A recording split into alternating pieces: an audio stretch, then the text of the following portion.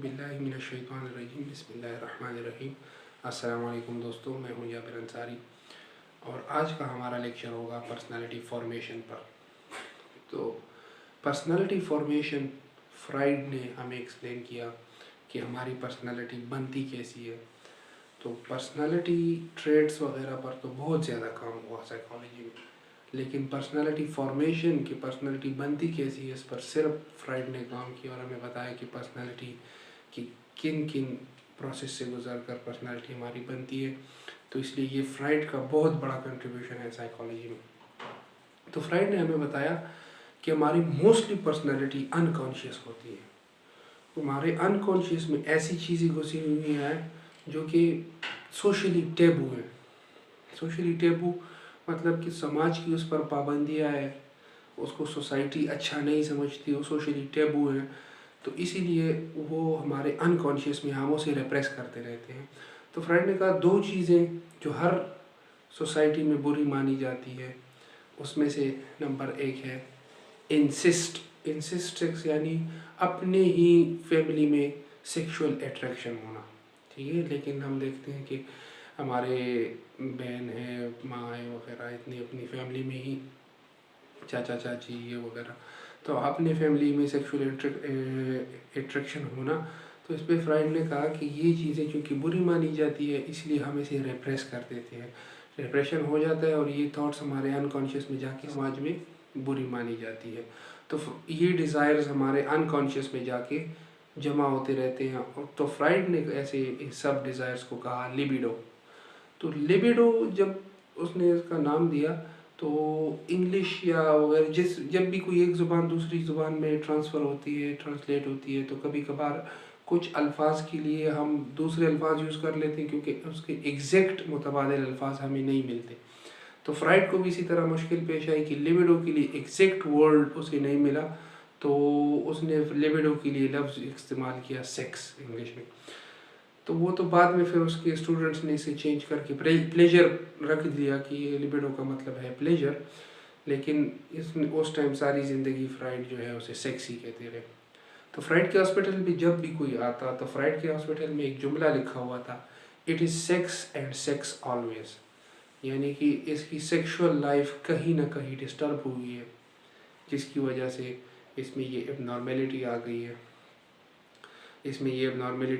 है। तो फ्राइड उसकी सेक्सुअल लाइफ को ढूंढते हैं और कहते हैं कि तुम्हारी सेक्सुअल लाइफ कहीं ना कहीं डिस्टर्ब हुई है और उसकी वजह से ये एबनॉर्मेलिटी है। फिर फ्राइड ने हमें कहा, फ्राइड कहते हैं कि पर्सनालिटी इस एबनॉर्मेलिटीज़ को ठीक करने के लिए फ्राइड ने एक और थ्योरी पेश की, पर्सनालिटी फॉर्मेशन, यानी हमारी पर्सनालिटी फॉर्म कैसे होती है। तो फ्राइड ने कहा हमारे पर्सनालिटी के 3 हिस्से होते हैं और वो आहिस्ता आहिस्ता डेवलप होकर हमारी पर्सनालिटी फॉर्म करती है। उसमें से पहले नंबर पर है इड। तो इड चूँकि ये बहुत बड़ा हिस्सा है पर्सनालिटी का और इसके बारे में हम बहुत ज़्यादा कुछ जानते ही नहीं हैं, इसलिए इसका तर्जुमा इंग्लिश में कि उन्होंने किया इट मतलब बस है, ज़्यादा कुछ जानते नहीं है इसके बारे में। तो फ्राइड ने कहा कि मतलब इसमें ज़्यादातर मोस्टली सेक्सुअल डिज़ायर लाई करती हैं और ये जो अनकॉन्शियस पे लाई करती है और इस पे सोसाइटी की बहुत ज़्यादा रुकावटें होती हैं, इसलिए ये ड्रीम्स में ख़ुद को उभारती है और ड्रीम्स में ख़ुद को सेटिस्फाई करने की कोशिश करती है और ये बहुत ज़्यादा सेल्फिश होती है। फिर सेल्फिश इसलिए होती है कि इसे अपने सेटिस्फेक्शन से ही मतलब होता है और इसे कोई परवाह नहीं कि क्या हो रहा है क्या नहीं हो रहा, तो उसे सिर्फ ख़ुद को ही सेटिस्फाई करना है। मैंने कहा कि बहुत सारे लोगों को खौफनाक ख्वाब नज़र आते हैं, तो वो खौफनाक ख्वाब, डरावने ख्वाब वो इसलिए नज़र आते हैं कि हमारे इंटरनल कॉन्फ्लिक्ट्स होते हैं, ईड को सेटिस्फेक्शन नहीं मिलती और हमारे इंटरनल कॉन्फ्लिक्ट्स होते हैं जिसकी वजह से हमें डरावने ख्वाब नज़र आते हैं। तो कॉन्फ्लिक्ट होते हैं इंटरनल। तो उसमें सबसे बड़ा कॉन्फ्लिक्ट फ्राइड ने देखा अप्रोच कॉन्फ्लिक्ट। अप्रोच कॉन्फ्लिक्ट में फ्राइड ने देखा कि इससे सबसे ज़्यादा मसले बनते हैं। मिसाल के तौर पे अब मैं एक चीज़ को छोड़ना भी चाहता हूँ और उसे हासिल भी करना चाहता हूँ, अप्रोच कॉन्फ्लिक्ट। मिसाल के तौर पे एक औरत है और वो बहुत ज़्यादा अट्रैक्टिव है, खूबसूरत है, तो उसकी तरफ लोग अट्रैक्ट हो रहे हैं, उसे हासिल करना चाहते हैं, लेकिन वो औरत मॉरली करप्ट भी है, तो उसे छोड़ना भी चाहते हैं। तो एक वक्त में दो मुख्तलिफ डिज़ायर्स जो है आ जाए और उसमें कन्फ्लिक्ट हो, तो इसको अप्रोच कन्फ्लिक्ट कहा जाता है। तो फ्राइड ने कहा कि हम ख्वाब में फिर देखते हैं कि दो बड़े बड़े देव आपस में लड़ रहे हैं और आपस में एक दूसरे को गिराने की कोशिश कर रहे हैं। तो अगर इसको इड ने हमारे अनकॉन्शियस ने इसको संभाल लिया तो ठीक, नहीं तो बंदा एब नॉर्मल हो जाएगा। फिर फ्राइड ने कहा क्योंकि अब हम बड़े होते जाते हैं आहिस्ता आहिस्ता उम्र के साथ, तो हमें समाज में रहने भी है, तो हमें समाज में रहने के लिए इट पर थोड़ा कंट्रोल लगाना पड़ता है। और उस कंट्रोल लगाने के लिए जो पावर यूज़ होती है, जो चीज़ इट को कंट्रोल करती है, फ्राइड ने इसे नाम दिया ईगो। तो ईगो वो चीज़ है जो इट को कंट्रोल करती है। ईगो जो है ये रैशनल है और ये इट का ही पार्ट है, लेकिन ये एक्वायर है। इट जो है हमारे पास नेचुरल है, वो हमें जन्मजात मिलता है, और ईगो जो है ये एक्वायर्ड होती है, ये इड का पार्ट है, लेकिन बार बार आउटर इन्वायरमेंट से इंटरेक्शन के साथ साथ ये डेवलप हो जाता है, मॉडिफाई हो जाता है ये। तो ईगो जो है इसका मतलब ये है कि मतलब मैं सोसाइटी में रह रहा हूँ, सोसाइटी मुझे देख रही है, तो अगर मैं इस इट को सेटिस्फाई करूँगा अपनी सेक्सुअल डिज़ायर्स को, तो ये मुझे जलील करेगा। तो इसीलिए इट जो है, ईगो जो है, इट पर कंट्रोल लगाती है। तो चूँकि ये कमज़ोर भी बहुत होती है ये ईगो, तो अगर थोड़ा सा भी समाज का प्रेशर हट जाए, छोटा सा भी उसको जगह मिल जाए, तो इट बहुत पावरफुल है, एकदम ईगो को ओवरकम कर लेगा और ख़ुद को सेटिस्फाई करने की कोशिश करेगा। मिसाल के तौर पे अगर आप घर में अब सब है, अगर घर से सब चले गए, आप घर में अकेले हो जाए थोड़ी देर के लिए भी, तो इट उस पर पावरफुल आ जाएगा और उसमें ख़ुद को सेटिस्फाई करेगा मास्टरबेशन के थ्रू, और मिसाल के तौर पे और बहुत सारी चीज़ें सेक्सुअल इंटरकोर्स वगैरह की वजह से ख़ुद को सेटिस्फाई करने की कोशिश करेगा। तो चूँकि ये ईगो बहुत कमज़ोर है, तो इसलिए एक और चीज़ डेवलप हो जाती है। अब एक और चीज़ कि मुझे अगर सोसाइटी नहीं भी देख रही तो भी मैं गलत काम नहीं करूँगा। तो ये इंसान अपने अंदर हायर वैल्यूज़ को इनकॉर्पोरेट करना शुरू हो जाता है कि मुझे सोसाइटी ना भी देखे तो भी मैं गलत काम ना करूँ। तो उसको फ्राइड ने कहा कि इसको कहते हैं सुपर ईगो। सुपर ईगो जो है ये सोसाइटी के नॉर्म्स और प्रिंसिपल पर काम करती है। ये तो सोसाइटी की नॉर्म्स और प्रिंसिपल पर ये काम करती है, और सुपर ईगो जो है ये ईगो को पुश करती है।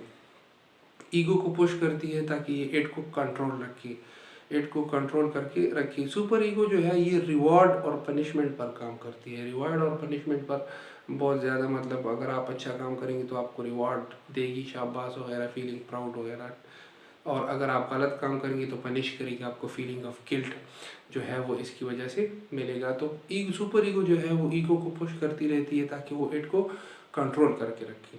और सुपर ईगो का ये भी है कि अगर आपसे कोई गलत काम हो जाए, क्योंकि ये आइडियल सेल्फ जो है आपके जहन में एक बना देती है कि आपको इस तरह बनाना है ख़ुद को, एक आइडियल सेल्फ के सिस्टम पर काम करती है कि ये आइडियल सेल्फ है आपका, तो आपको ख़ुद को इस तरह बनाना है।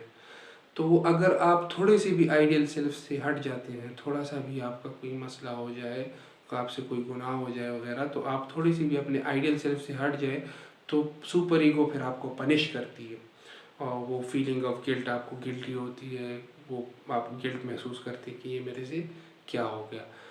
तो अब ईगो जो है, ईगो क्या करती है, ईगो बीच में है, एक तरफ सुपर ईगो से ऑर्डर दे रहा है कि इट को पुश करो, और एक तरफ इट जो है वो से ऑर्डर दे रहा है कि मुझे छोड़ दो, मुझे बाहर निकलना है।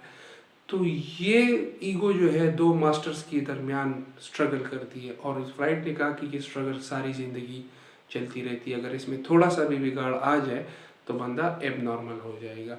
जिस तरह फ्राइड ने कहा हमारे पास 3 तरह की एंजाइटीज़ होती हैं, यानी फियर्स होता है। तो उसमें नंबर 1 पर है न्यूरोटिक एंजाइटी। न्यूरोटिक एंजाइटी वो है जो हमारे कॉन्शियस और अनकॉन्शियस के दरमियान कॉन्फ्लिक्ट की वजह से पैदा होती है, और उसमें इड की, क्योंकि ये न्यूरोटिक है, इड की वजह से क्रिएट होती है। तो जब इंसान को अपनी सेक्सुअल डिज़ायर पूरी तरह उसकी सेटिस्फेक्शन उसे नहीं होती, तो वो उसमें डर जाता है कि ये क्या होगा, मुझे मेरी सेक्सुअल डिज़ायर कैसे सेटिस्फाई होगी, नहीं होगी, क्यों। तो इस वजह से उसे एक फ़ियर, न्यूरोटिक फ़ियर या न्यूरोटिक एंजाइटी क्रिएट हो जाती है। दूसरी एंजाइटी जो उसने कहा वो है रियलिटी एंजाइटी। रियलिटी एंजाइटी क्योंकि ईगो से रिलेटेड है, तो ये फियर ऑफ रियल इवेंट्स जो है उस पर उसकी वजह से होता है कि कहीं मैं इस कमरे में बंद हूँ, ज़लज़ला ना आ जाए, या मैं एक लिफ्ट में चल रही हूँ, या मैं लिफ्ट में जा रहा हूँ तो उसमें लिफ्ट ना बंद हो जाए कहीं, और मेरी सांस ना बंद हो जाए उसमें। तो ये रियलिटी एंजाइटी। और तीसरा जो है वो है मॉरल एंजाइटी। मॉरल एंजाइटी चूँकि सुपर ईगो से रिलेटेड है, तो इसी तरह कि मुझसे कुछ गलत ना हो जाए, ये क्या। और कुछ लोग इस तरह भी होते हैं, अगर उनसे थोड़ा सा भी गलत हो जाता है तो वो ख़ुद को मारते हैं, ख़ुद को पनिश करते हैं, ताकि वो जो है अपना फ़ियर ओवरकम कर सके। तो ऐसे लोगों को ज़्यादातर फ्राइड ने कहा कि OCD यानी ऑब्सेशन कंपल्सिव डिसऑर्डर जो है होने का ख़तरा है, जिनको मॉरल एंजाइटी होती है।